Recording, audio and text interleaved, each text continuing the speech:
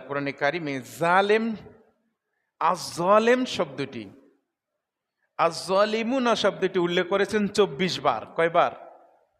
আজ-জালিমুনা, অত্যাচারীগণ। এই শব্দটা উল্লেখ করেছেন কতবার?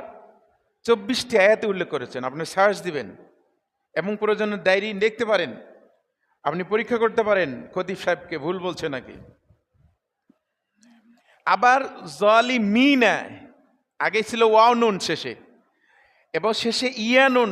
আজ-জালিমিনা শব্দটি আল্লাহ তাআলা উল্লেখ করেছেন 64 বার। কতবার?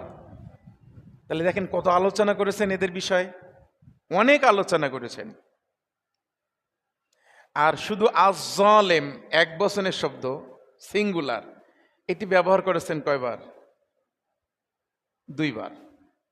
তাইলে আমরা বুঝতেই পারছি যে আল্লাহ তাআলা আজকে যে বিষয়ে কথা বলবো, আলোচনা